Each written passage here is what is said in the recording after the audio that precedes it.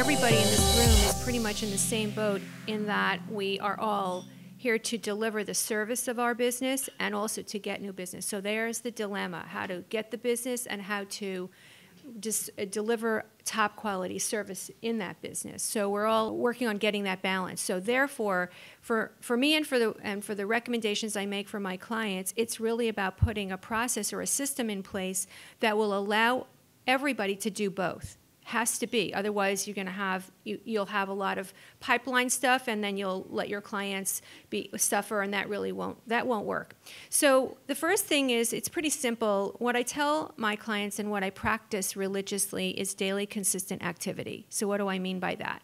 That mantra has been, if you do even a small amount of business development activity every single day, and it doesn't have to be a lot, it'll be stunning how much more productive you'll be in your business development. So my own system is, I'm a morning person. I devote 20 minutes to 30 minutes in the morning before I get going on all the other stuff.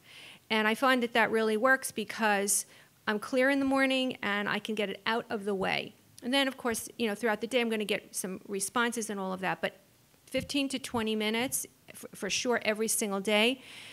And the methodology that I use is I actually track it. So I have goals, and rather than Andrew has a monthly plan, I have a weekly plan. Every week I have a certain number of people I want to outreach to, and they are prioritized ABC people.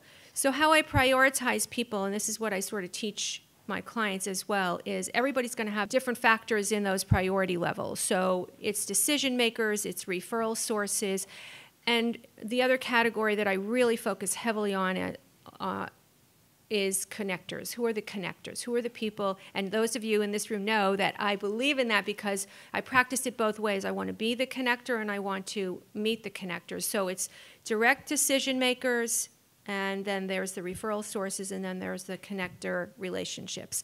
They are all important, and I prioritize them so that my outreaches in that daily consistent activity are already prioritized. I'm always going for the decision makers first, the connectors second, and the referral sources third. That's my preference. So that's the system that I use. Now, you don't have to do it in the morning. For you, you might be a nighttime person, and that's fine, as long as it's daily consistent activity. It's been evolving over the years, but eventually I broke it down into 4 quadrants. It starts with the prioritization. Whatever your categories are, it doesn't matter what you name them, as long as you categorize and are very clear. And that's really, to me, the biggest problem is that people aren't very clear about who their priorities truly are. You might talk about referrals, but even within referrals, it gets broken down. So the more you can prioritize, the better. I have the first 30-minute rule. So people ask me all the time, well, how long does it take for you to follow up? The general thinking is 24 to 48 hours. That has never stopped anybody that I'm working with or me from following up a week later or 2 weeks later, but the way in my system, it's the first 30 minutes. So after I leave here today, I've already blocked out on my calendar following up with people within the first 30 minutes. It just works for me. It's out of the way, and it's done. And I'm clear that it's already out of the way. So it's already blocked out on my calendar. The kinds of questions that you can ask or the ways you can follow up with people, I just created a menu.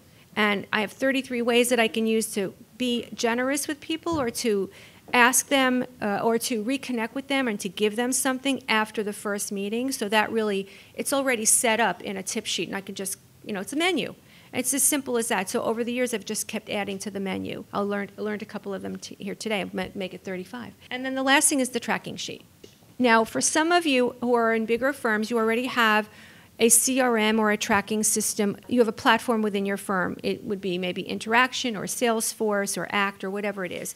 That's already built in so that you can track and keep a very orderly way about who you're speaking with, all your contacts, when you need to follow up with them. The automation of that is already built in. I don't have that, and I'm also I found for me that I really liked looking at it week by week. So that tracking sheet, there's one for every single week, and I have a goal of how many people I want to be interacting with each week. The goal is conversion.